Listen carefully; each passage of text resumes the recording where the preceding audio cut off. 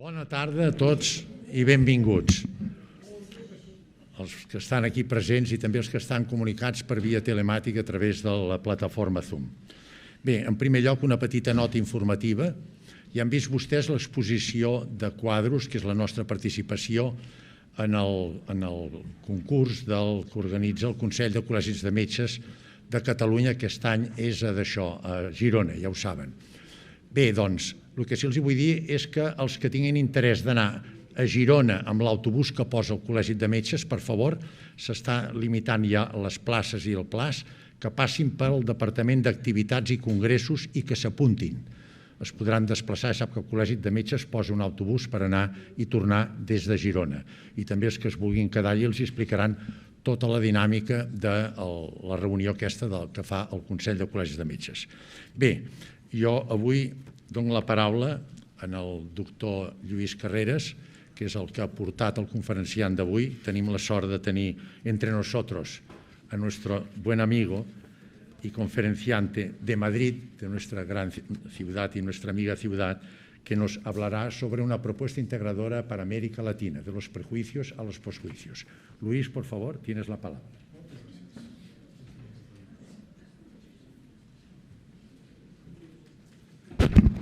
Hola, bona tarda. Estimats companys, avui tenim el plaer de presentar-vos, però, perdó, parlaré en castellà, per quan el conferenciant ha tingut que vindrà des de Madrid. Será mejor que hablemos en... Es mi voz, no tengo voz, perdón. Bien, quería decir que tenemos la suerte de tener hoy entre nosotros a Lorenzo Fernández Fau. Lorenzo Fernández Fau es doctor en Medicina y Cirugía por la Universidad de Madrid y especialista en cirugía torácica, lo cual ha hecho que toda su carrera se desenvolviera en el Hospital de la Princesa de Madrid, donde ha sido jefe de servicio. Ha sido también presidente de la Sociedad Española de Neumología y Cirugía Torácica y ha completado su formación en hospitales tales como el Centro Quirúrgico Marie-Lannelongue de París o en el London Chest Hospital en Londres, como su nombre indica. Pero no ve ni tiene más de 300 publicaciones y comunicaciones en congresos, en revistas nacionales e internacionales, pero hoy no viene a hablar de su aspecto profesional, sino de que sus coyunturas le han permitido conocer a fondo la América Latina, la Hispanoamérica. Y ante esa situación candente siempre de nuestras relaciones con ellas, creo que es el más adecuado para que nos exponga esta problemática y nos resuelva esos problemas. De modo que los que hemos tenido el privilegio de conocerlo, sabemos que nos lo va a explicar bien y nos va a dejar resuelto todo esto. Lorenzo, cuando quieras. ¿Cómo puedo pasar yo las diapos? Pues esto se arregla con Isabel. Todo esto se arregla con Isabel. Ahí va Manolo, ahí. Bueno, de cualquier forma, que sí, que vengo de Madrid, pero yo nací en Aragón, igual que el doctor Carreras. Y nos conocemos desde niños, se puede decir, y estoy muy ilusionado por volver a esta casa. Y digo por volver porque he venido en varias ocasiones por otros motivos. Y motivos que acabas de decir en relación con la cirugía torácica y todo eso. Y ahora, sin embargo, tengo que hablar de esta propuesta que requiere sobre todo una disquisición previa. El verde, muchísimas gracias.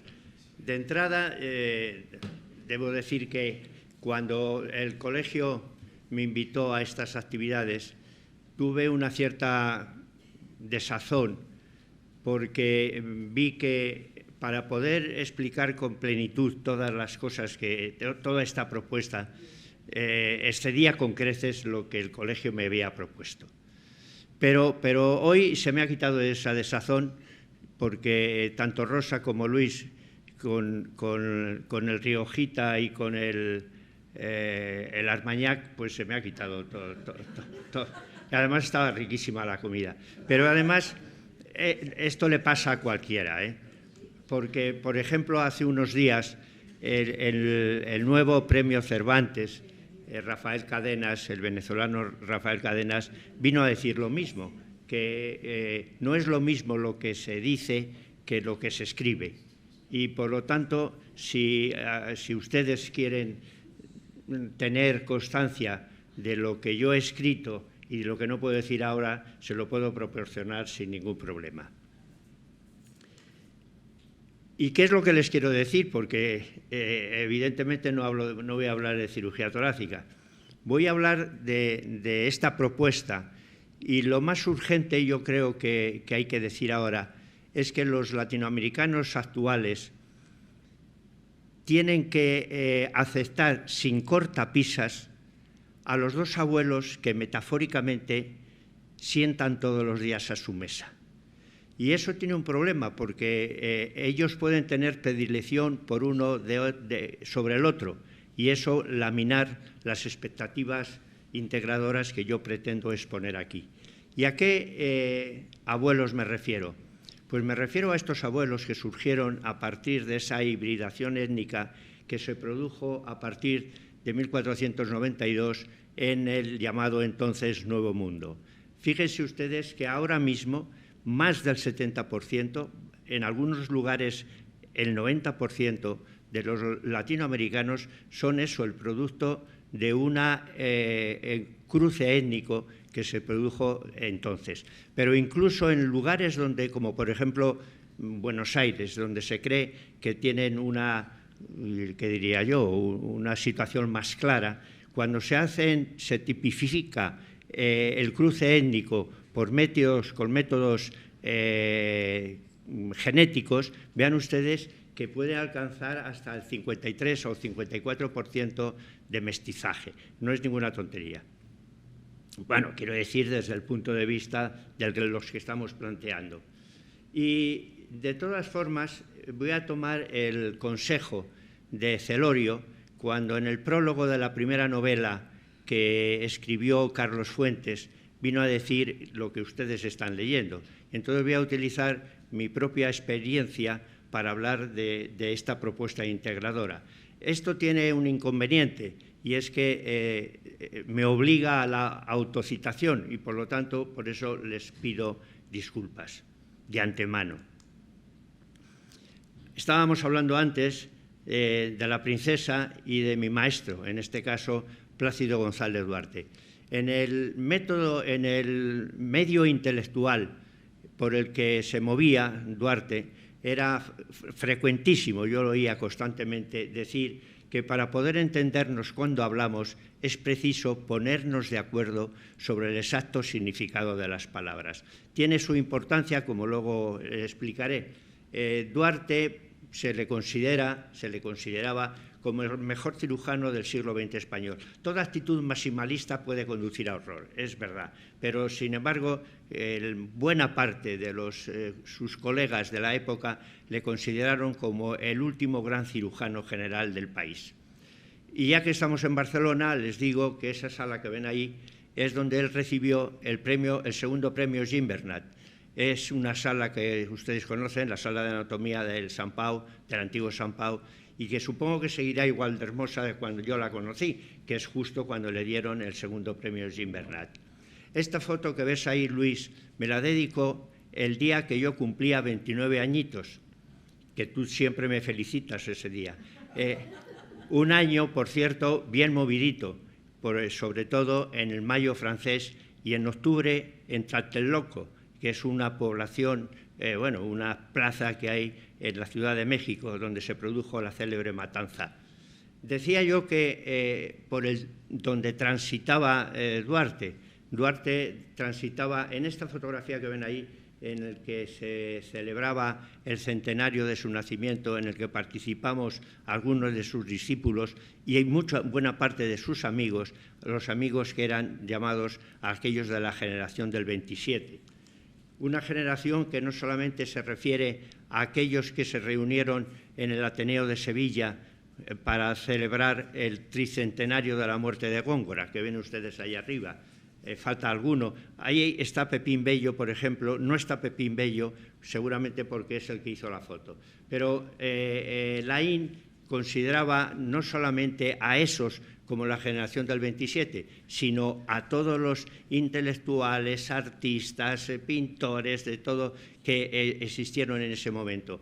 Diego Gracia, que es el que hace referencia a esto, que era un discípulo de Laín y el precursor de la bioética española, que también estuvo en el homenaje a Duarte, señala a algunos de ellos a los que yo conocí e incluso alguno fui alumno suyo. Y en la generación del 27, sobre todo, están aquí representados. Esta fotografía está colgada en un restaurante de Madrid que se llama Los Galayos. Está junto a la Plaza Mayor. Les recomiendo que vayan allí. También esta fotografía está en la Sebastiana, la casa que Neruda tiene en Valparaíso, que tenía en Valparaíso. Y a mí suelo acudir allí con mis nietos porque hacen unas patatas revolconas que están riquísimas. Y aquí debajo de esa fotografía hablamos, tomamos el aperitivo y yo les cuento algunas historias de los que están aquí representados. No tengo... Bueno, a la izquierda arriba ven ustedes a Vicente Alexandre, luego a Lorca, luego a Salinas, así con los brazos cruzados ven a Neruda. Y luego aquellos a los que más he conocido, como Alberti, Bergamín. Luis Cernuda es el que está sentado encabezando la mesa, porque habían publicado su novela La realidad y el deseo, y entonces se hicieron ese homenaje precisamente ahí en Los Galayos. Está también María Teresa León, y ahí hay una cabeza que no se ve bien, que es la de Santiago Ontañón. Santiago Ontañón era el que aglutinaba junto a Pepín Bello todo este grupo de la generación del 27. Aquí le ven mejor, ya con el aragonés, ¿cómo se llamaba el del cine? Buñuel, y las chicas sin sombrero, que ahora tanto se las oye, y también Santiago es el que está sentado abajo del todo. Pero es muy divertido verle aquí en esta fotografía en una feria con Lorca. Bergamín, que es el que está justo detrás de Luis Cernuda, le regaló un poema inédito a Duarte, que luego he heredado yo, que ven, ese es que está aquí. No conocí se puede decir que Neruda no era de la generación del 27 español, porque era chileno, pero al fin y al cabo era amigo íntimo de ellos. Yo le conocí en París, aunque solo intercambié con él unas cuantas palabras, pero unos años más tarde fui invitado por el gobierno chileno a participar en el centenario de su nacimiento. Y aquí estamos, precisamente en la Sebastiana, con mi mujer, que está ahí en el cuadrito, y alguno de otros, como Javier de Gracia. ¿Te acuerdas, Javier, de la foto? Durante ese tiempo me dijeron que hablase sobre Rafael Alberti en el Museo Neruda, precisamente de Punta del Este, en Montevideo. ¿Y por qué les digo todo esto? Porque todo está relacionado, como antes les decía, con la generación del 27 y sobre todo con el ambiente por el que transitaba mi maestro. Duarte operó a Ortega y Gasset de un cáncer de estómago irresecable. Y unas semanas más tarde murió el 18 de octubre del 1955. Esto lo cuenta sobre todo en ese artículo José Luis Avellán, que luego con el tiempo fue catedrático de filosofía, de historia de la filosofía española en la Complutense de Madrid, y me hizo algunas confidencias en relación con esto. El día que murió, por la noche, fue velado por 6 de sus discípulos, en el que se encontraba Julián Marías. Julián Marías, años más tarde, escribió en Alianza un ensayo sobre América, que se llamaba Hispanoamérica, en el que decía lo que había suscitado un ensayo suyo sobre la nacionalidad de los países hispanoamericanos. Y en Caracas eso sentó muy mal y tuvo muchos prejuicios sobre este ensayo. Y entonces dijo que para justificar o esclarecer esos prejuicios tenía que haber hecho un posjuicio esclarecedor. Y yo he tomado de él para el título de esta conferencia o de este ensayo, no solamente el título, sino además también la estrategia para tratar de esclarecer, revertir los prejuicios que machaconamente jalonan la historia hispanoamericana. Y para eso entonces, en ese mismo ensayo, decía Marías que apostillando aquello que les he contado de que para poder entendernos cuando hablamos es preciso ponerse de acuerdo sobre el exacto significado de las palabras, decía que cuando se habla de algo, lo más urgente es saber de qué se está hablando. ¿Y de qué estamos hablando cuando hablamos de prejuicios? El prejuicio es, pues lo que ustedes ven aquí, es una opinión previa y tenaz de algo que se conoce mal. Y por lo tanto, para revertir, para hacer un posjuicio, pues para mí creo que se debe conocer bien aquello de lo que se habla, de lo que estamos hablando. Tener un conocimiento cabal de lo que se habla, es decir, de hacer un juicio después de considerar los hechos en los que se ha establecido el prejuicio. En esencia, establecer un proceso racional para desenmascarar aquello que bajo distintas instancias se trata de permear en el entramado social. Y más ahora cuando Manuel Cruz hace unos días, hace muy poco, decíamos que precisamente estamos en un proceso histórico y racional. Y yo me hago incluso cargo de lo que piensa Juan García para tratar de revertir esos prejuicios que constantemente nos están acechando de forma permanente. Los prejuicios lo que pasa es que son obstinados y son difíciles de eliminar. Lo dice sobre todo un sobrino mío, Daniel Fernández de Miguel, que es profesor en la Carlos III y que ha escrito mucho sobre esto. Y decía Einstein que es más fácil desintegrar un átomo que un prejuicio. Esto venía también a decirlo Richard Keegan, que es un historiador que trabaja en la Johns Hopkins, en el que hablaba de los prejuicios que siempre la historia hispanoamericana había desencadenado en Estados Unidos. También es verdad que, como ahí habla, en aquella época las monarquías eran despóticas y las religiones eran fanáticas. Por lo tanto, hay que tenerlo en cuenta. Pero también es verdad que en este sentido se había pronunciado también Eva Duarte de Perón. Claro que no tenía el bagaje académico de los que he señalado, pero tenía también la lengua muy larga, como decía Sabina en aquello de las 19 días y 500 noches que ustedes recordarán. Revertir un prejuicio también tiene riesgos para el que lo intenta hacer, porque puede chocar con algo de irracionalidad del que lo escucha. Hace unos días estuvieron en nuestra casa, unos mexicanos y hablábamos precisamente de esto. Yo creo que uno de los pensadores más lúcidos de todos los tiempos de la América Latina es precisamente Octavio Paz. Les recomiendo encarecidamente este libro, este ensayo suyo sobre el laberinto de la soledad. Decían estos amigos que Octavio Paz tenía sus sombras y sus luces. ¿Y por qué? Porque trataba de desenmascarar y de revertir los prejuicios. Y lo que él dice sienta mal al nacionalismo mexicano. Y sienta tan mal como aquello que él explicaba en una biografía, en un ensayo magnífico sobre Sor Juana Inés de la Cruz, donde precisamente describe los prejuicios que lastran toda la historia hispanoamericana.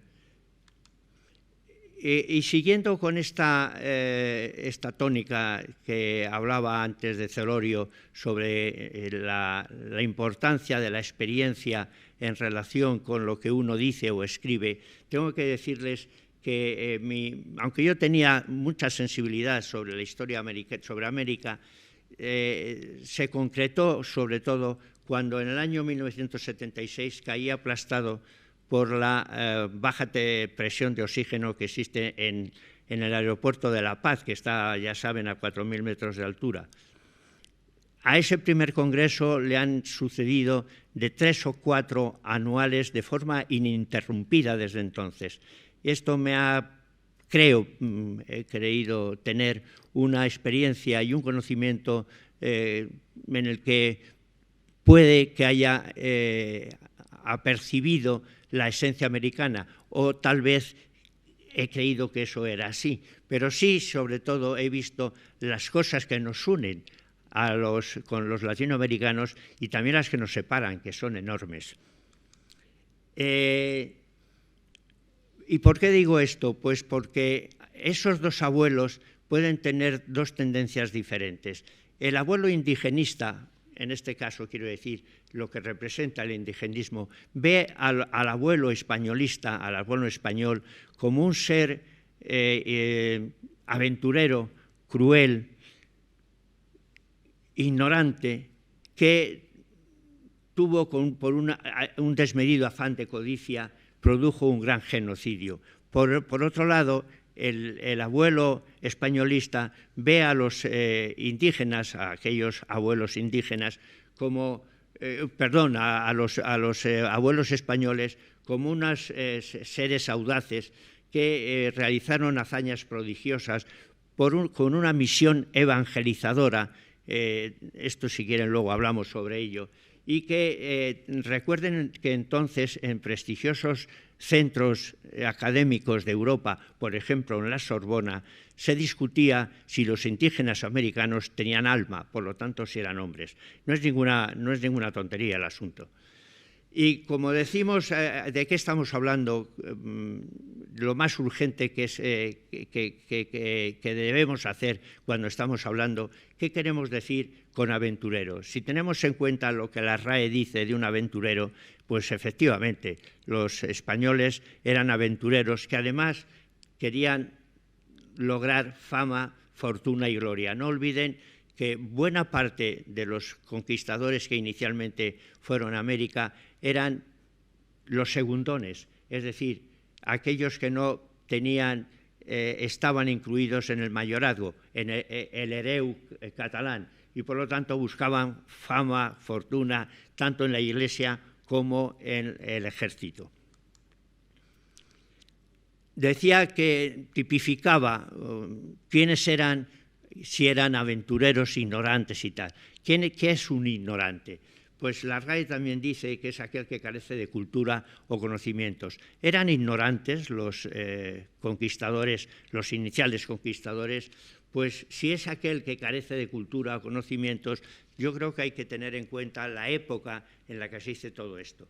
Y en 1887 se realizó el primer censo oficial en España sobre este asunto y se tipificó el grado de analfabetismo tanto por el género como con la edad. Y como ven ustedes, la mitad, cerca de la mitad de los hombres de aquella época en España eran analfabetos. Si esto estamos hablando de 1887, ¿qué no ocurriría en 1492, cuando comienza la llegada de Colón allí? Hay que tener en cuenta, vuelvo a insistir, en la diferencia que hay que considerar la época en la que se vive en ese momento. En Europa existía esta misma relación. La educación en España en esa época comenzaba a los 7 años, cuando se hacía la primera comunión, cuando se decía que comenzaba a tener juicio de razón el individuo, y se prolongaba hasta los 12 años. Después la secundaria se hacía en las llamadas escuelas de gramática, no había tantas, y luego de ahí se pasaba ya a los centros universitarios, que fíjense ustedes que en aquella época, en 1626, había 38 centros universitarios donde se alcanzaban los grados que ustedes están viendo ahí. Hay un etnohistoriador que se formó en Oxford, Matthew Restall, y que ahora es profesor en Pensilvania, que ha estudiado este asunto y es interesante a lo que ha llegado él. Por ejemplo, vean ustedes que analizando el grado de ignorancia o de cultura de los primeros conquistadores, resultó que una cuarta parte de los que llegaron a América. En aquel momento eran analfabetos, pero sin embargo era más alto el grado de instrucción de los conquistadores que los que realmente se quedaban en España. La edad media era de 27 años y vean una cosa interesante, el 28% de los que llegaron a Perú a Colombia en aquel momento no eran guerreros, eran artesanos que habían adquirido, luego fueron adquiriendo características bélicas. La enseñanza en Hispanoamérica tenía los mismos patrones que en España, pero con alguna característica especial que yo creo que ha sido mal o no sido nada contada. Se establecieron, sobre todo en México y en Perú, lo que se llamaban colegios de caciques, interesantísimos. Ahí iban los hijos de los caciques a instruirse no solamente en los hábitos de comportamiento social de los españoles, sino que se les enseñaba gramática, aritmética, incluso latín. Era un asunto bien interesante el del colegio de caciques. Pero además se realizaron ya las primeras universidades en América Latina. Fíjense ustedes, es increíble, 46 años después de la llegada de Colón se hace la primera universidad en América Latina, en la República Dominicana. Ahora mismo solamente hay un edificio, las ruinas de ese edificio, pero 46 años después de la llegada de Colón. 13 años más tarde se crean las universidades de Perú, la de San Marcos y luego la de México. Y como detalle curioso, les puedo decir que en la de San Marcos, el virrey de entonces, Álvarez de Toledo, ahora que tanto se habla de las lenguas vernáculas y la necesidad que hay para preservar la identidad de los pueblos, Álvarez de Toledo crea en San Marcos 3 cátedras, la de quechua, la de aymara y la de puquina, que eran las 3 lenguas predominantes entonces en la región. Me parece un hito increíble.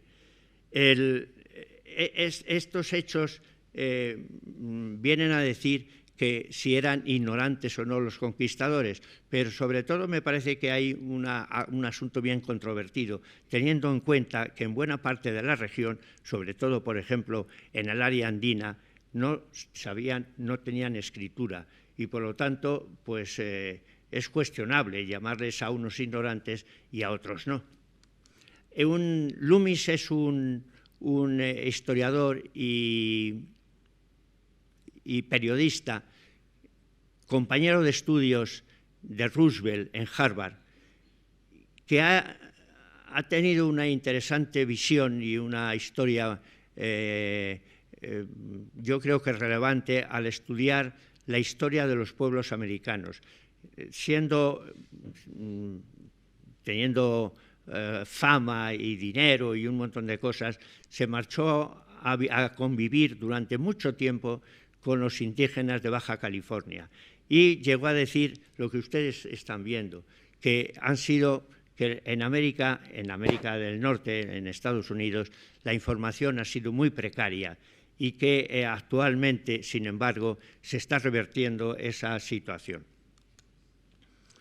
Al hablar de la crueldad, tendremos que convenir que, según la RAE, en toda situación bélica hay actos de crueldad. De hecho, es la crueldad propia. Y esa la practicaron igual los aztecas, los mayas, los aztecas con sus guerras floridas, los mayas, los incas y, por supuesto, los españoles. Eso no hay ninguna duda. Pero habría que matizar sobre la intensidad de la crueldad y, sobre todo, si aquel que se complace en los padecimientos ajenos. Hay que tener en cuenta que el comportamiento de hoy no es el de antes. Las reglas de conducta, la moral y la ética de ahora no es la de antes. La cosmovisión de los pueblos indígenas hay que entenderla y como un hecho explicable, igual que la evangelizadora de los conquistadores. Por lo tanto, esto hay que tenerlo muy en cuenta. Sin embargo, hablando sobre todo de los 2 abuelos que los latinoamericanos llevan dentro, yo creo que estaría bien que racionalicemos, que hagamos prejuicios sobre este asunto. Les voy a presentar aquí una cosa que es muy interesante, el requerimiento que los caudillos incas hacían sobre los pueblos que conquistaban o sojuzgaban. Garcilaso de la Vega, el inca Garcilaso de la Vega, era hijo de una ñusta, de una princesa inca, descendiente directa del último inca Huasca de la dinastía inca. Estaba casado, se casó con el Garcilaso de la Vega, Sebastián, que era un hijodalgo extremeño.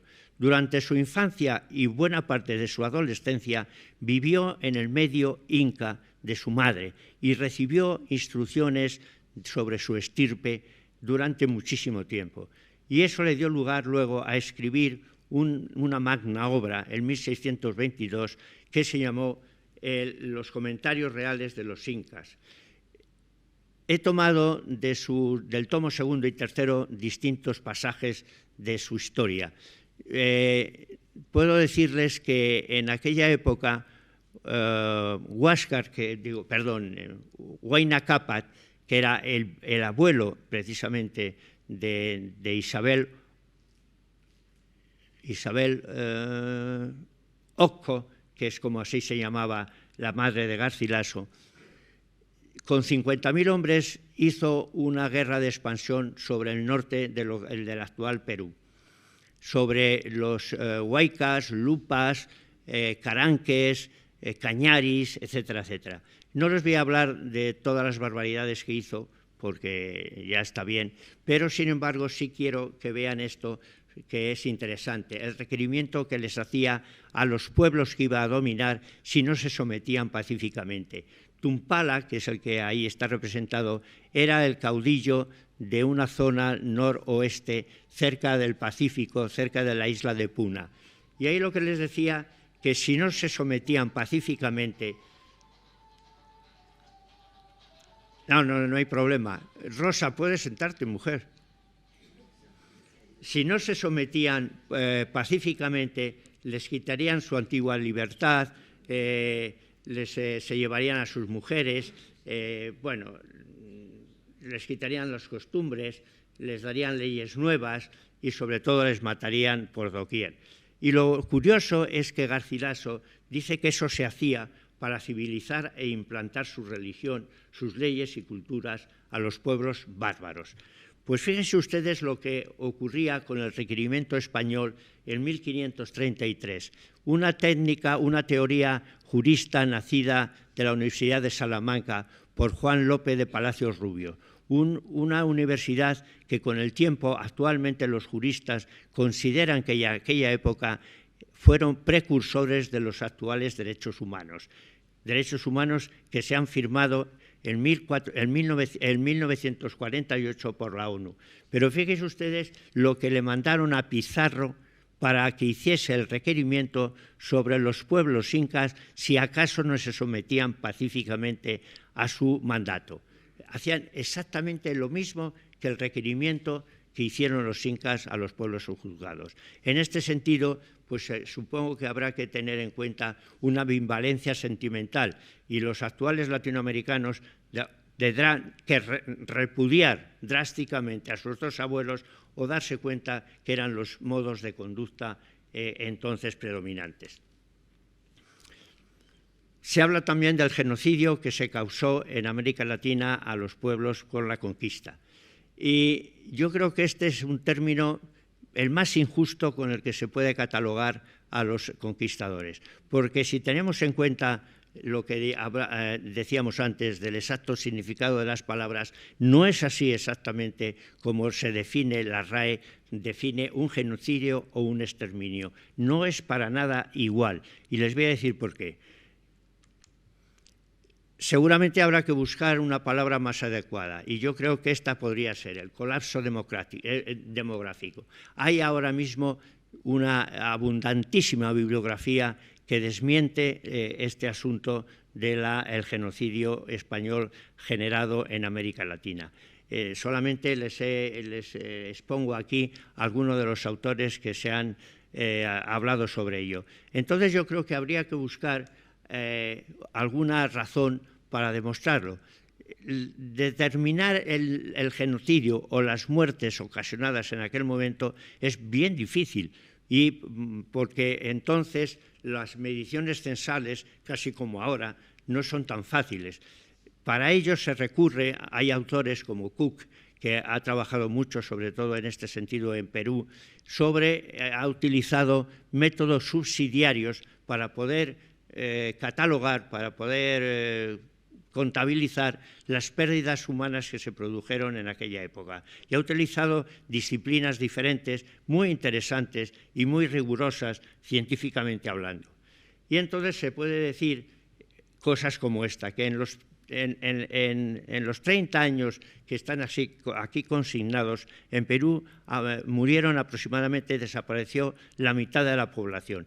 Y en los primeros 10 años aquí consignados, en general fue por las guerras de expansión incaicas promovidas por Huayna Cápac, que era el abuelo de la madre de Garcilaso de la Vega. En los 10 años siguientes, la sucesión de Huayna Cápac produjo una guerra civil entre los dos hijos que él tenía, entre Atahualpa y Huáscar. Y fue ahí en ese momento ya cuando entra Pizarro, pero previamente se había producido una invasión microbiológica de viruela que diezmó a la población incaica. Los 10 años siguientes sí que es verdad que hubo mucha actividad belicista y por lo tanto hubo una gran cantidad de muertes. Pero no fueron los conquistadores ni los incas los que causaron toda esta mortalidad. Fueron unos elementos sin rostro humano, fueron los microbios, fueron las bacterias y los virus los que causaron toda esta mortandad. Y esto está bien cuantificado actualmente. Se diezmó en algunos sitios prácticamente la totalidad de la población, por ejemplo en el Caribe. Se suele decir que los españoles fueron partícipes de esa mortalidad, pero previamente los taínos habían prácticamente eliminado a los caribes de la zona, pero luego fue la viruela y todas estas enfermedades las que los causaron. Ahora mismo está bien establecido que allí donde se produce una situación semejante, como fue luego las conquistas de los portugueses, de los franceses, siempre ocurre lo mismo, en una población que no está preparada inmunológicamente para recibir el impacto de los microbios. Ahora mismo no hay ninguna duda sobre este asunto, sobre la mortalidad que se produjo como consecuencia de la invasión microbiológica. De cualquier forma, es verdad que la población en una época ya no belicista fue cayendo paulatinamente en América Latina. Y hay un asunto bien importante actualmente que se puede corroborar. La población en México, por ejemplo, cayó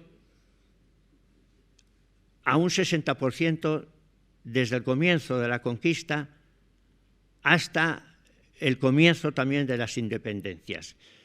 200 años más tarde, ya en el periodo de las independencias de los pueblos americanos, en México solamente había un 7% de indígenas en el censo, ahora mismo en el censo del año 2000. Es decir, una proporción mucho mayor y en menos tiempo del que se había producido previamente durante la conquista. De cualquier forma, sería interesante preguntarse por qué a ese decalaje, a esa catástrofe demográfica durante la época colonial se le llama genocidio y por qué al exterminio sistemático que se ha producido después en Argentina, en Chile y en el propio México se le llama una cuestión de Estado. Y me estoy refiriendo al exterminio, así sí que bien declarado, que se produjo con los pueblos pampeanos y patagónicos. Yo creía que hoy iba a venir aquí Emilio Canalís, pero no le veo. Hay un cirujano que a lo mejor ustedes conocen, de origen chileno, que se llama Carlos Vidagaín, que ha trabajado incluso en el Clinic, después de irse Emilio Canalís, que atendió a la última descendiente ONA cuando trabajaba en Punta Arenas. Y es una pena porque yo pensé que a lo mejor venía aquí y nos podía hablar de ello. Es decir, que en los últimos años el exterminio sistemático producido en los pueblos patagónicos ha sido terrible. Y eso sí que es un exterminio. Eso sí que concretamente no se le debe de llamar cuestión de Estado, como ellos lo dicen, utilizando el recurso de la tierra de nadie. Si no, no sería necesario la cantidad de instituciones que actualmente se están produciendo como Declaración de los Derechos de los Pueblos Indígenas o de la Conferencia Mundial sobre los Pueblos Indígenas. Hay un asunto que habla bien a las claras sobre por qué no se puede hablar de exterminio, y es que no venía bien a los conquistadores que se produjese esta situación, porque se estaba produciendo una pérdida exhaustiva de mano de obra, y eso no interesaba a la economía de la colonia. Y para eso entonces se produjo lo que se llamó el trasiego de la esclavitud de África Occidental hacia América. Hasta bien entrada la independencia, hubo 10 millones de esclavos que se trajeron desde África Occidental hacia América. 10 millones. Y los principales, y por este orden, esclavistas, podríamos decir, fueron los ingleses, luego los portugueses, luego los franceses, los holandeses, los españoles, los norteamericanos y los daneses. Y esto lo rubrica un británico de la talla de Hugh Thomas, que dice: ninguna nación se ha hundido tanto en esta culpa como la Gran Bretaña. Por supuesto, los aztecas, los mayas y los incas también eran pueblos esclavistas. Es que la verdad es que en la historia de la humanidad no hay pueblo, si es que existe alguno, que no haya sido esclavo, esclavista o ambas cosas a la vez. Podríamos hablar de esto muchísimo, pero no es el momento. En el momento actual, publicaciones recientes, tanto de la ONU como otras organizaciones no gubernamentales, declaran, se sabe, que en el momento actual hay más de 40 millones de esclavos en el mundo. El porqué de esta desvergüenza es bien fácil. Si no, no hubiese habido 300 intentos internacionales para eliminar la esclavitud. ¿Y el porqué de esta desvergüenza? Facilísimo, todos lo sabemos. Actualmente generan más de 35 billones de dólares anuales la esclavitud mundial actual. Yo había hecho un inventario del conquistador analizando con distintas fuentes la historia de los primeros 385 conquistadores. No es el momento ahora de ponerme a hablar de ellos porque excedería con creces los límites de esto. Pero sí que conviene, que ahora mismo está de actualidad, hablar de la responsabilidad universal, de la responsabilidad histórica que por iniciativa civil se ha producido en la ONU con aquello de la Carta Civil. Ustedes recordarán que en relación con esto el presidente de México envió una carta al jefe del Estado español y al Papa para que pidiese perdón por los estragos que los conquistadores habían hecho en América. Y en relación con esto, no voy a explicar ahora por qué, escribí una carta al presidente de México en Nueva Tribuna, la pueden ustedes ver luego a través de Internet, en el que le hacía ver que si la responsabilidad histórica no prescribe, ¿dónde ponemos el límite? ¿Dónde ponemos la frontera? Y a través de naturalmente de citas y refrendo bibliográfico, le dije al final que cuando al final de su mandato haya revertido la marginación que sufren los descendientes de estos pueblos, usted se podrá poner de cara a ese pueblo como él había dicho. Y él fue consecuente y en el año 21, hace nada, en mayo, se presentó a pedir perdón a los pueblos yucatecos. No les sentó nada bien a esos pueblos y le dijeron de todo, como ven ustedes ahí. ¿Y qué les propongo y por qué digo que una apuesta integradora para América Latina? He hablado sobre esto y he trabajado en algunas ocasiones a lo largo de mi vida. Por supuesto que no voy a hacer referencia a todas ellas, pero lo primero que les tendría que decir es que ¿a qué llamamos América Latina? La RAE lo dice bien claro, pero para mí esto es equívoco. Me han criticado aquí y allá por la utilización de este título que ven ustedes aquí a la fundación que tuvimos que crear, entre otros Javier de Gracia y yo mismo, por lo que significaba este título. A lo largo de los años se han promovido todas estas posibilidades, estas acepciones sobre los habitantes de América Latina. No recuerdo bien si fue en la cumbre iberoamericana de Rosario, en Argentina, o de Cartagena de Indias, que Carlos Fuentes propuso este extravagante nombre de Indo-Afro-Iberoamérica. Para mí no me parece mal, porque decía antes que me parece equívoco el nombre de Latinoamérica, porque con él se excluye la realidad histórica de Iberoamérica y además porque no se incluyen de verdad a los integrantes de todos los pueblos iberoamericanos. Y en ese sentido, cuando estas cosas suceden, habría que preguntarse algo que es fruto de una historia milenaria. Por ejemplo, la realidad histórica de América Latina la promovió muy bien en esta carta de protesta de García Márquez hacia el entonces gobierno, el presidente del gobierno español, cuando se produjo aquella reticencia por parte de Europa sobre la inmigración de los habitantes americanos. Y deja bien a las claras lo que significa la realidad histórica cuando se dice que ellos son los nietos y bisnietos de aquellos que España subyugó durante una época. Es una situación muy similar a la que le hace Miquel Ortega cuando habla de Morazán, que es un líder, hablando sobre Morazán, que es un líder liberal de Nicaragua, y cuando habla de hispanoamericanos, y cuando dice proditorios, alevoso, es muy probable que esté refiriéndose precisamente a los estadounidenses con aquello del dictamen y la ley de Monroe. Cuando estas cosas suceden, siempre hay que preguntarse el por qué, y esto es fruto de una experiencia milenaria. En la Medea de Sócrates, en el verso 500 del acto tercero, Medea le dice a Jasón esto que ustedes están viendo aquí: Qui prodes, aquel a quien le aprovecha un crimen es el que lo hizo.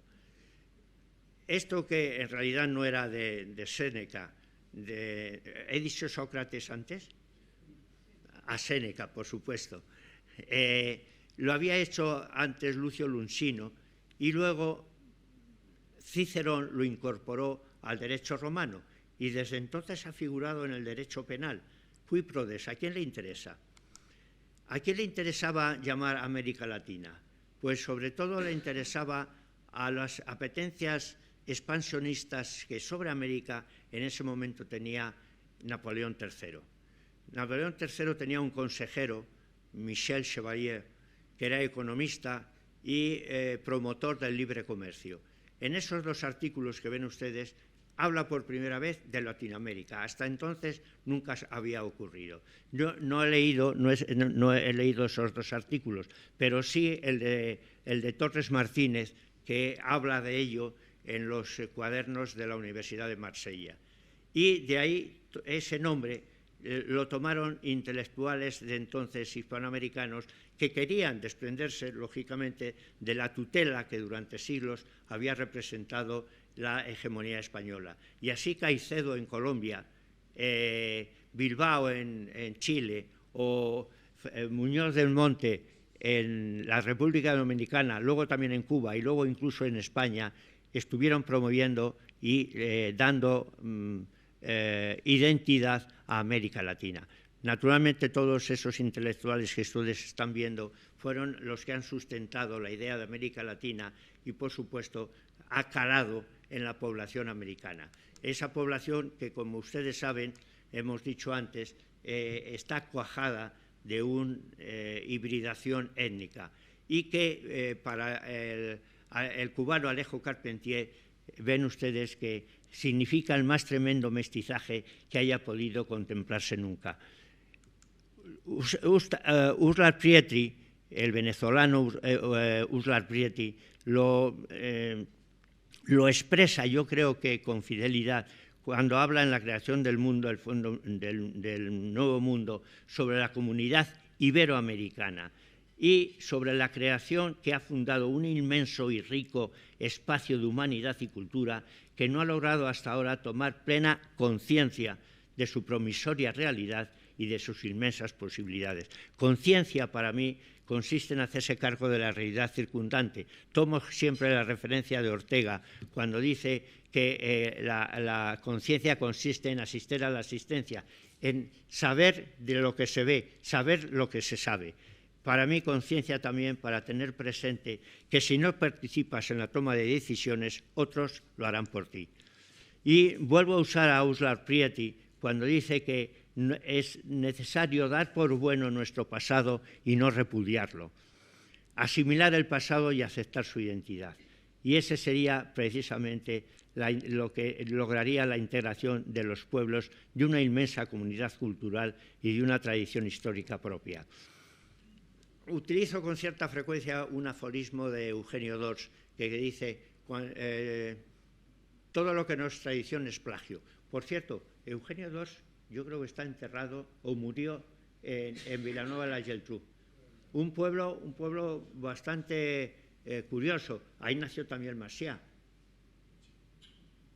Está bien ese pueblo. Bueno, el caso es que cuando digo esto, cuando pienso que aquello que no es tradición es plagio, siempre que lo pregunto a la gente obtengo diferencias de interpretación a tantas personas como se lo hago.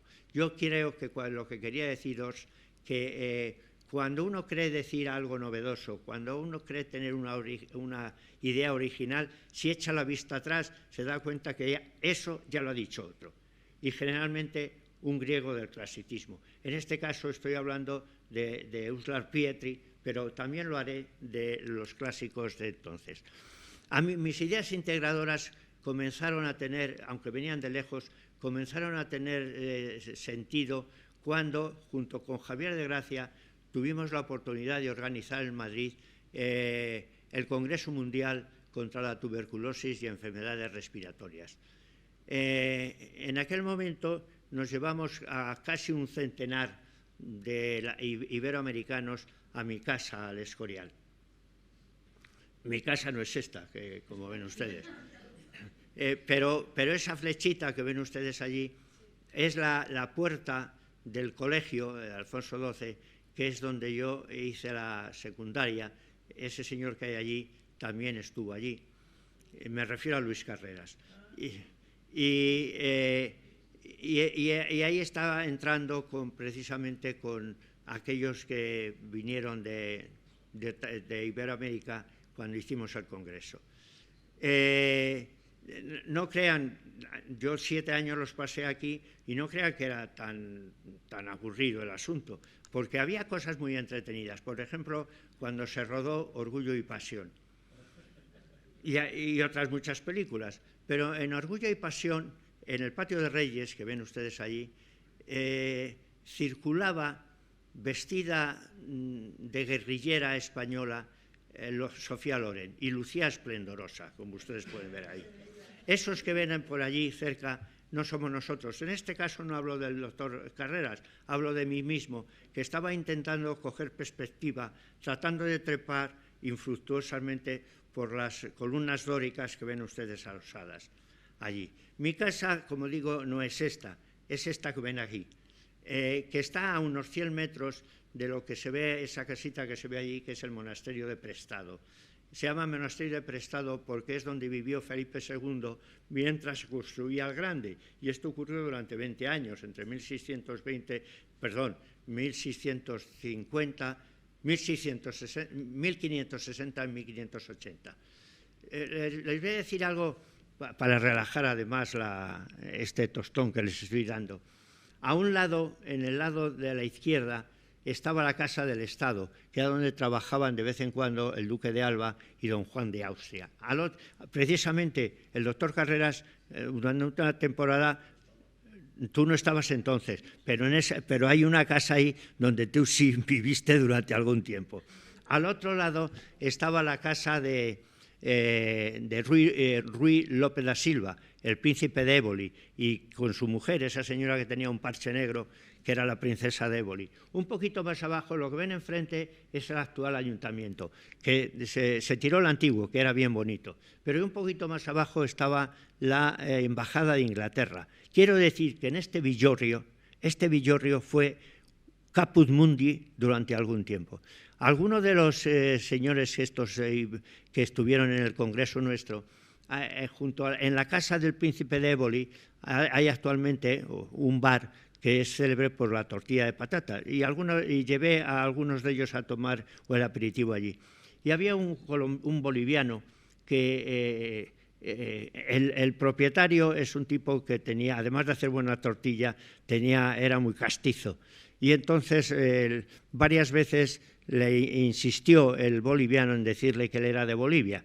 Y a la tercera vez que le dijo, ¿pero usted sabe dónde está Bolivia? Y el otro le dijo, oye tío, que aquí fue donde se parceló el rollo. Pues esto es lo que le quería contar en relación con que precisamente fue allí donde se inicié lo que se podía llamar la integración iberoamericana en un proceso que luego se le llamó el espíritu del Escorial. Creamos la integración y la fundación del Toras con el objeto de tener una integración de todos los profesionales pertenecientes a la comunidad iberoamericana, clínico-quirúrgica, neumología y cirugía torácica. Pero no solamente en eso, sino incluso en las características sociales, culturales e incluso, si podían ser, políticas. Hemos hecho 13 encuentros de integración con las sociedades científicas que nos los requerían allí en Latinoamérica, y luego otros más en los que se hablaba de integración, como ven ustedes aquí. Y precisamente hablando de integrar, ¿qué queremos decir con integrar? Constituir un todo, dice la RAE.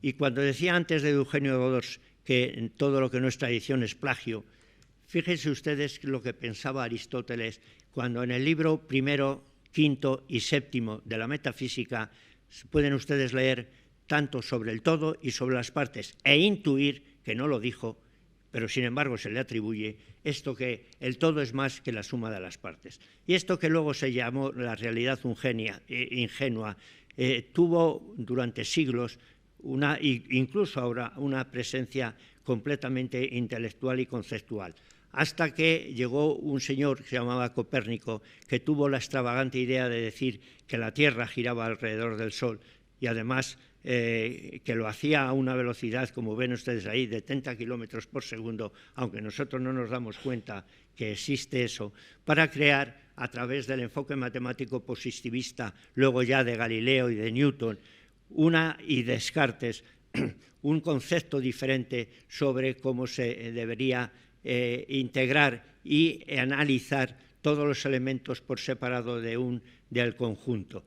Esto lanzó a la ciencia y a la tecnología hacia caminos antes insospechados, pero pronto se vio que el método dejaba sin estudiar aquellas partes en las que se influían distintas variables. Surge entonces, a partir de los 60, a partir de los 50 y tantos, la teoría de los sistemas que propuso el biólogo austriaco Ludwig von Bertalanffy. A partir de entonces se tiene conciencia de que los sistemas abiertos de integración son los que rigen actualmente los principios de la física, de la ciencia y de las relaciones humanas. Como ven, no me voy a detener en esto, pero ¿por qué hicimos entonces integración ibero-latinoamericana? Está claro, como lo ven ustedes ahí, porque ahorraba sobre todo razones de orden histórico y cultural compartidos. Y ya quiero terminar refiriéndome precisamente a la síntesis de todo lo que les estoy hablando, de Simón Bolívar. Simón Bolívar, para mí, es el hombre que une todas las controversias y, sin embargo, todas las bondades de lo que las iniciativas de integración. Simón Bolívar, digo, que está en él el principio heracliano sobre la controversia y sobre las discordias, y que, teniendo en cuenta el color con que se miran las cosas, de acuerdo a la cuarteta de Campo Amor, tiene todas estas acepciones. Puede ser héroe y villano, cruel y compasivo, dictador y libertador, esclavista y emancipador, ambicioso y magnánimo, traidor y leal. Y teniendo en cuenta la primera acepción que le decía entre héroe y villano, se acercaría mucho a aquello que Javier Reverte dijo en El tiempo de los héroes. Muéstrame un héroe, esto se lo atribuye a Scott Fitzgerald, no es precisamente de Javier Reverte. Muéstrame un héroe y te escribiré una tragedia. Pero sobre todo lo que Bolívar fue un hombre integrador. Y voy a decir por qué. Además, ha tenido, como digo, con todas las contradicciones del mundo, y depende del color con que se mire, ha sido interpretado de 1000 formas. Unas de forma enaltecedora, como todos sabemos, a través de Chávez, el que fue presidente de Venezuela, eso por supuesto, pero lo más sorprendente es la diatriba devastadora que le hace Carlos Marx a Bolívar. Es tremendo. Voy a detenerme un poco de ello porque no sé si ha sido lo suficientemente divulgado este hecho. Carlos Marx le escribe a Engels una carta en la que ven ustedes lo que le dice. Hubiese sido pasarme de la raya querer presentar como Napoleón I al canalla más cobarde, brutal y miserable.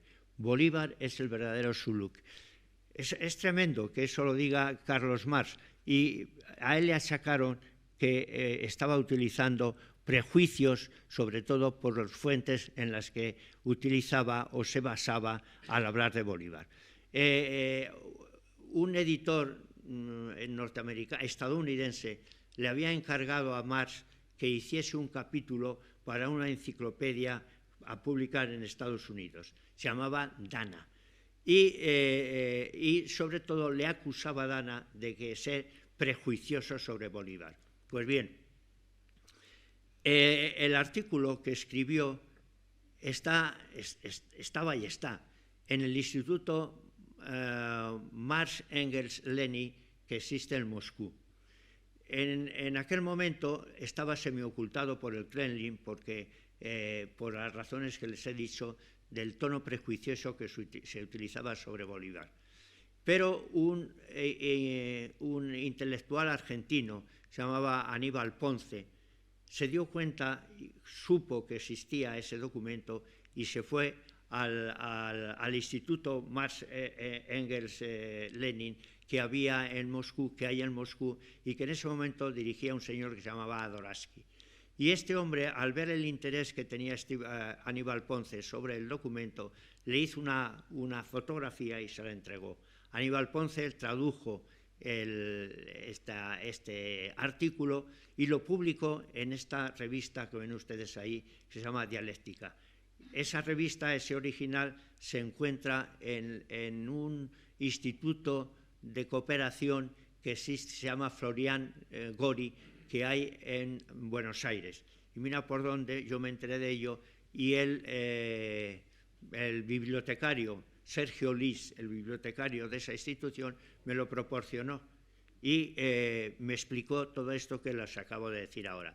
Dice tantas cosas que me sugirió la idea de si sería verdad todo lo que decía Marx sobre Bolívar, y ahí hice una indagación, un posjuicio sobre ello, y utilicé para ello a alguien que me parecía muy imparcial y desde el punto de vista científico y académico irreprochable, es el inglés John Lynch.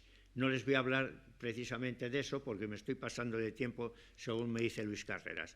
Al decir que lo que no es tradición es plagio, les presento aquí a la izquierda a Francisco de Miranda, que fue el llamado precursor, el precursor sobre la integración de América Latina, antes que Bolívar. Bolívar le traicionó, le apresó y se lo entregó a Valverde, que era entonces el general realista que había en Puerto Cabello.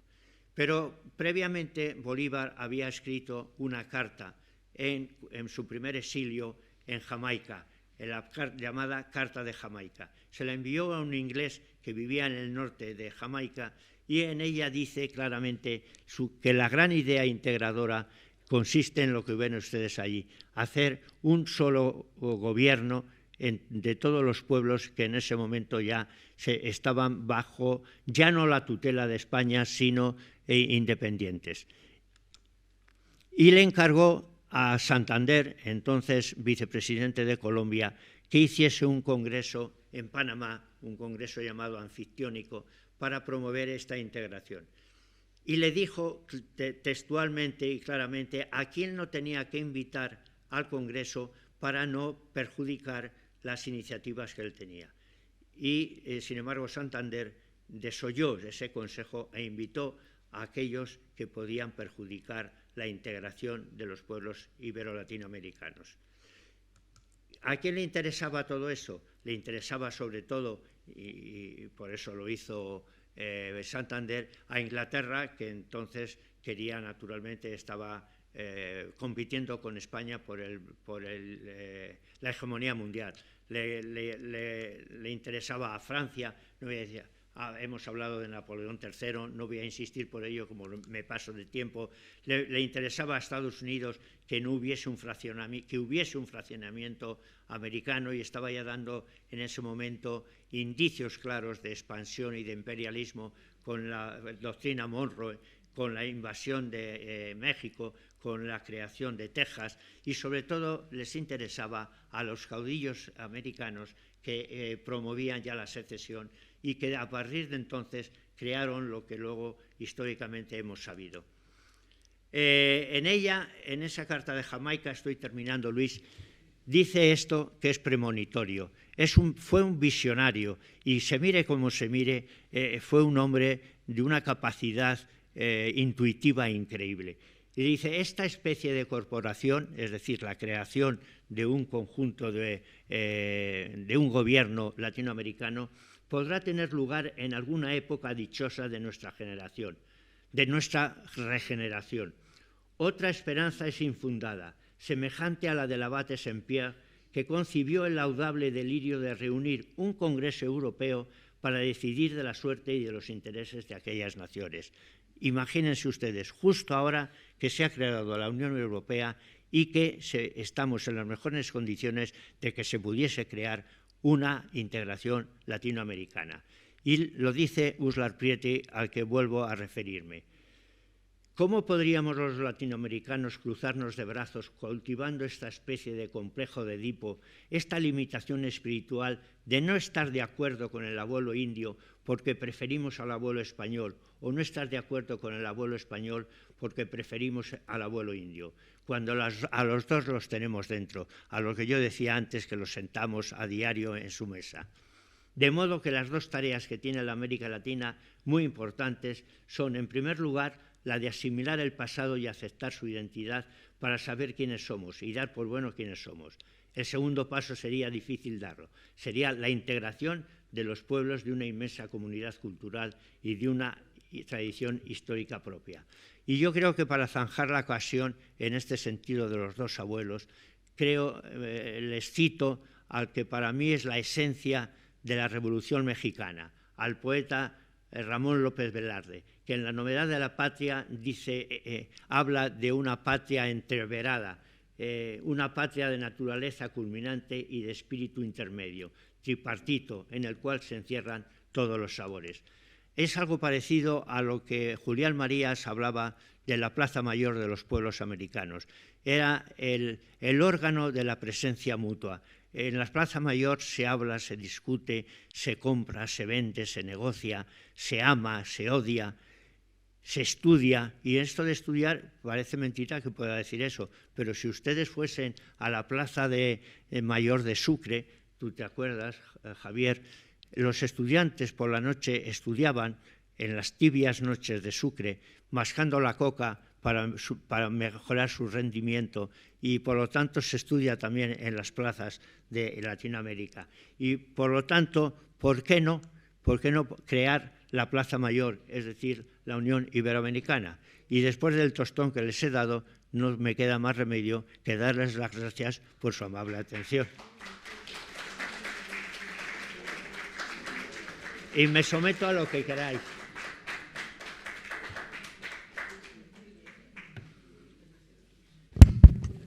Muchas gracias, Lorenzo, muchas gracias. Cuando éramos pequeños no prometías tanto. Me has dejado anonadado con todas estas historias que nos has contado. No obstante, habría alguna cosa. Por ejemplo, continuamente hablabas de colonia, cuando el Reino de España titulaba como provincias a las zonas americanas conquistadas, no como colonia. Provincias de ultramar. Eran provincias, ¿no? Provincias de ultramar. Pero evidentemente era una colonia. Sí. Y así se ha conceptuado históricamente. Pero bien, sí. Me parece bien la es que observación. Tenía que decir algo, no me iba a quedar callado. Claro, me parece muy bien la observación. Bueno, pero supongo que alguien querrá preguntar alguna cosa. Yo no tengo prisa, ¿eh?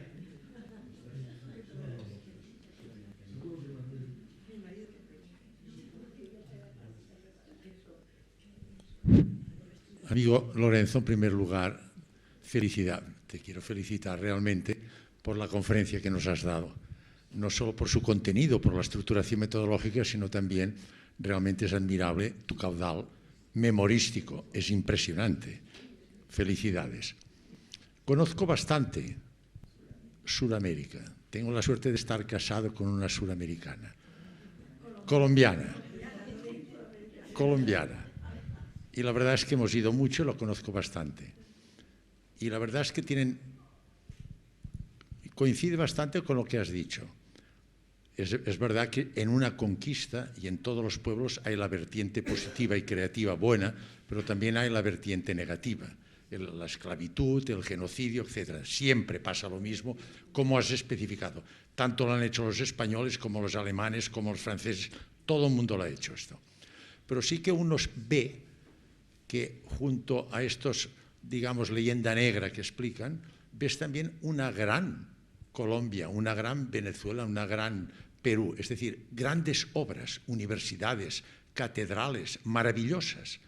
Es decir, que junto a la vertiente que podamos decir negativa, hay una gran vertiente que hicieron positiva. Hay una cantidad, se llevaron mucho oro, es cierto, pero hay mucho oro puesto allí, también se quedó mucho oro allí. Se preocuparon de hacer, posiblemente fueron los descendientes de españoles o los mestizos, pero allí se hizo una gran obra arquitectónica y cultural. Y es evidente que hay tres aspectos que no se pueden negar. Es la cultura, es las creencias que tienen y es la lengua. Esto realmente fue un legado español que no se puede negar en absoluto.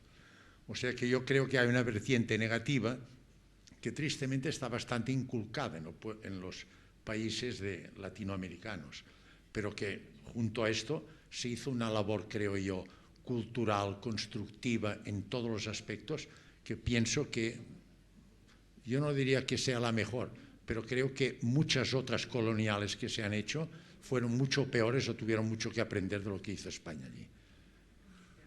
No sé si estás de acuerdo. Sí, completamente. Eso no, como acabas de decir, no implica que se hicieron las barbaridades que se hicieron, que las han hecho todos, no solo los que han colonizado, han conquistado, lo hicieron los aztecas con las guerras floridas, con la AAA, lo hicieron los incas, lo hicieron todos. Hay una expresión que has utilizado, me imagino que además voluntariamente, cuando dice, se llevaron el oro, nos dejaron el oro. Lo dice Neruda maravillosamente, nos dejaron la lengua. y comparto completamente esa idea. No ha habido una sola vez que yo haya ido a América y, como os he dicho, 4 veces como mínimo por año, desde el año 76, son veces que no me hayan recriminado en algún momento mi ascendencia española. No ha habido ningún... Y por lo tanto, cuando yo os decía lo de los 2 abuelos, en alguna ocasión fue muy llamativo, supongo que tú lo recordarás, Javier, en Santo Domingo, en uno de los congresos a que asistieron además mis hijas, en una cena, en la cena de clausura, vino el ministro de Sanidad y por razones agenda, yo qué sé, me entrevistaron en televisión y yo llegué un poco tarde a la cena, vamos, un poquito, nada. Y cuando llego allí, el ministro de Sanidad me dice: hombre, aquí está el españolito, el descendiente de aquellos que se cargaron a todos los taínos. Y entonces le dije: ministro, creo que fueron los taínos los primeros que se cargaron a los caribes, y luego fueron precisamente sus abuelos y no los míos los que tuvieron esa actitud. Y entonces mis hijas, que estaban cerca y lo oyeron, dicen: bien, papá. Bueno, esta es una anécdota que tú la viviste, pero que viene a significar esa idea tan machacona sobre este asunto. Hace poco, en un congreso que en México, en León, tienen un museo interesante, además tenían minas entonces de plata allí, y el chico que explicaba el asunto a todos los congresistas, pues dijo algo similar. Y entonces le dije que me parecía muy bien que la misión de un museo es precisamente la de la cultural, pero que para eso tenía que estudiar todas las versiones. Y hay un autor estadounidense que se llama, ahora lo diré, que ha estudiado sobre todo mucho la esclavitud y el trabajo en las minas. Es sorprendente ver cómo desde Álvarez de Toledo en Lima, en Perú, reguló el trabajo minero mucho mejor que el que entonces se hacían en la mita incaica. Todas esas cosas se desconocen y no se les ha dado, como dice Loomis, la publicidad adecuada. Es verdad que por razones obvias, todos lo hacen. Hablar del contrario de forma denigratoria. Lo han hecho los ingleses contra los españoles porque entonces competían política y económicamente. Lo han hecho todos. Yo estoy de acuerdo contigo. No se trata de decir y tú más o tú primero, pero ha sido así. Y yo lo único que trato es de hacer ver a los latinoamericanos actuales, y vuelvo a decir que les llamo latinoamericanos porque así quieren que se les llame, pero ¿de qué viene eso de música latina, por ejemplo, sin ir más lejos? Pero quiero decir que somos el producto de un mestizaje, y si alguien ha tenido un mestizaje universal como nadie, son los españoles precisamente.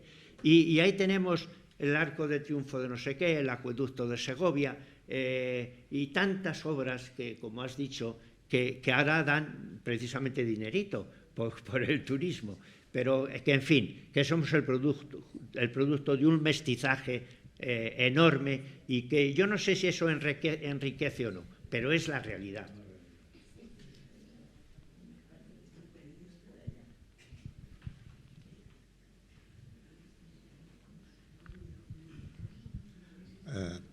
Bueno, gracias por la exposición que ha hecho, y me gustaría hacer un par de comentarios. Usted ha estado hablando a lo largo de la conferencia de los españoles en la conquista, o bueno, en relación con América. Pero tal vez cabe recordar de que básicamente todo esto de que se ha hablado es obra de la Corona de Castilla. Es la que, por razones que no vamos a entrar en ello, pues se hizo con el tema de la conquista, la repoblación y el desarrollo económico, religioso, etcétera, de los territorios americanos. Y la Corona de Aragón, hasta el 1750 o 60, pues no tuvo ninguna posibilidad de actuar en estos territorios americanos. Esto es, creo, una precisión necesaria de hacer. Y ya en la actualidad, o sea, lo que usted plantea de esta, por decirlo así, fraternidad, colaboración, hermandad con Hispanoamérica, o como se quiera denominar, que es loable y deseable y podría ser incluso pues positiva para todos, pero hasta el momento presente parece que el enfoque que desde España se le ha dado, pues los resultados no han sido muy brillantes, ¿eh? Desde mi modesto punto de vista, yo creo que los británicos más pragmáticos han sabido enfocar con respecto a sus excolonias, pues unas relaciones que parece ser que son más agradables tanto para los británicos como para los habitantes de las excolonias británicas, ¿eh? Mientras que la relación de España con estos territorios americanos, con sus exprovincias, si no se quiere decir colonias, con sus exprovincias americanas, pues no son todo lo fluidos que se desearía y por comparación con la experiencia británica, ¿eh? Quizás la aproximación española es de carácter, podríamos decir, grandilocuente, mientras que la aproximación británica es más pragmática. Y prueba de ello es de que, por ejemplo, el prestigio de la monarquía española en estas exprovincias pues es el que es, mientras que el prestigio de la monarquía británica, pues como se ha visto hace una semana, ¿no?, o 15 días, pues es muy superior. Bueno, no sé cómo lo ve usted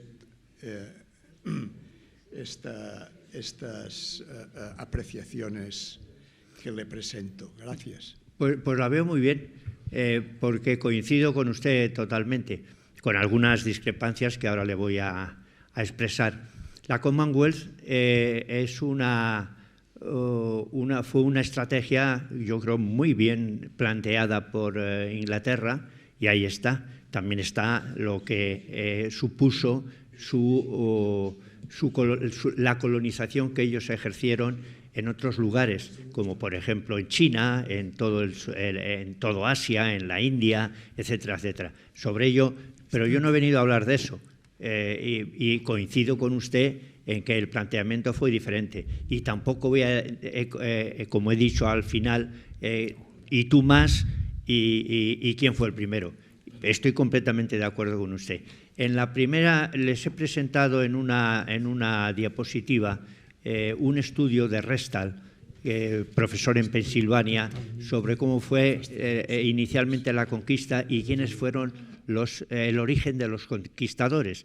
Efectivamente, allí no hubo catalanes y pocos de otro lugar que no fuese Castilla, entonces Castilla, que incluía, por ejemplo, Euskadi. Bueno, no, Euskadi se llama ahora, las provincias vascas, en una palabra. Pero luego los catalanes sí estuvieron, y ahí están los ingenios cubanos con esclavitud, ahí está también Santo Domingo, con todos sus ricos rones que llevan nombres catalanes, ahí están los presidentes modernos costarricenses que se llaman Figueras, a ellos lo llaman Figueres, etcétera, etcétera. Estoy de acuerdo con usted. Y estoy de acuerdo además precisamente en que la forma de interpretar económicamente la colonia y la relación político-social fueron completamente diferentes. Hubo un intento a partir de 1700 con los Borbones que se cercenó precisamente luego con la invasión de Napoleón en España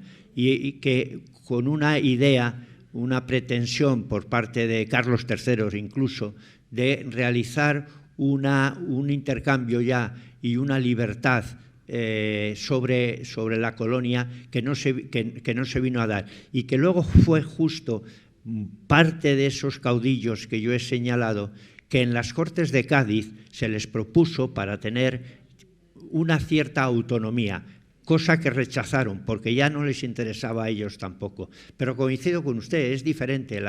Eso tampoco excluye que precisamente los ingleses hayan sido los mayores promotores de la llamada, que yo no me gusta utilizar, leyenda negra. El primero en realidad en hacerlo fue Fray Bartolomé de las Casas, de una forma tan extravagante que ha sido criticada por los estudiosos, de verdad los estudiosos sobre este asunto. Fray Bartolomé de las Casas, por otro lado, es curioso, promotor de una serie de sus denuncias de la posibilidad de hacer las leyes nuevas que dieron un prestigio enorme a la legislación española, de tal forma que Benásar, que es un profesor en la Sorbona, dice que las leyes de Indias son el edificio colonial más importante que se ha hecho en la historia de las colonizaciones. Podríamos hablar mucho sobre esto. Coincido completamente en que los ingleses con la Commonwealth plantearon de una forma completamente diferente el asunto, pero no olvide usted también que precisamente la independencia de Estados Unidos, cuando se produjo la escisión de las 13 colonias, que dio lugar ya a una guerra con Inglaterra, tuvo unas características similares a las que se estaban dando entonces entre España y sus colonias. Las 13 colonias, de la que ha surgido luego Estados Unidos, son nada más y nada menos que una escisión belicista que se produjo en Estados Unidos, igual que la que se produjo años un poquito más tarde en Latinoamérica, previo además a la Revolución Francesa. Es decir, es interesantísimo el asunto, pero bueno.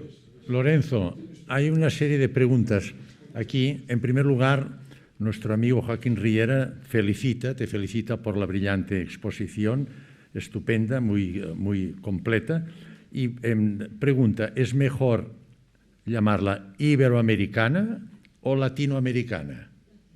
Para mí, clarísimamente, lo he dejado antes dicho, Iberoamérica, porque es la que representa sobre todo la realidad histórica y los pueblos que la componen. Perfecto. Otra pregunta que hace, ¿podemos comparar el efecto de conquistador entre portugueses e ingleses? ¿Qué diferencias más importantes podríamos destacar en este sentido? Acabamos de hablar de eso. La más importante y sobre la que se suele hablar, sobre todo con los ingleses, es que ellos, por una realidad religiosa, no tuvieron la posibilidad de hacer un mestizaje. No digo que como se hizo en América, en la América hispana. Y se suele achacar también con cierto maximalismo que generaron un exterminio premeditado sobre la población indígena norteamericana. Y no digamos luego sobre la que hicieron y yo no estoy criticando, estoy exponiendo la realidad, la que hicieron, por ejemplo, en Asia. En China, con la guerra, por ejemplo, del opio, fue un exterminio tremendo y del que han salido como héroes. Y ahí están las películas de 25, no sé cuántos días en Pekín, con Charles Heston y el otro. Han tenido la habilidad de hacer con su expansión, sus colonias, de una forma totalmente diferente a la nuestra. Qué tontería, de la mía nada, la que hicieron entonces. Es decir, que comparar no me parece bueno. Me parece que he visto a Rafa Vidal. A propósito de que está ahí Rafa Vidal es un neumólogo del Valle Brón, y en una ocasión, esto es una disculpa por la que yo no hablo aquí en catalán, ni siquiera en la intimidad.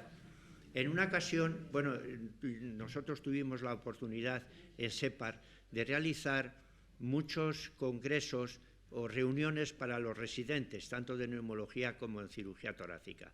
Y los hacíamos normalmente en el Escorial, pero alguno en Sitges. Y yo como presidente me veía obligado, o creía que tendría que hacerlo en Sitges en catalán. Y lo intenté varias veces. Y entonces, en una introducción, digo, Rafa, ¿qué tal lo he hecho? Y me dice, fatal. Así que no he querido hablar nada en catalán. Gracias por tu presencia, Rafa. ¿Ya no había más preguntas? Ah. Pues de nuevo darte las gracias por el esfuerzo que has hecho. Nos has abierto muchas Si me expectativas. invitas a cenar, no tiene nada. Seguro, estás invitado a cenar, Gracias de nuevo. Ha sido un placer. Y lo siento daros tanto tostón, pero bueno, yo lo he vivido con pasión, lo hemos vivido con pasión y lo seguimos viviendo con pasión, este asunto. Muy bien, muchísimas gracias. A vosotros. Y a Carmen Puzo por estar aquí también.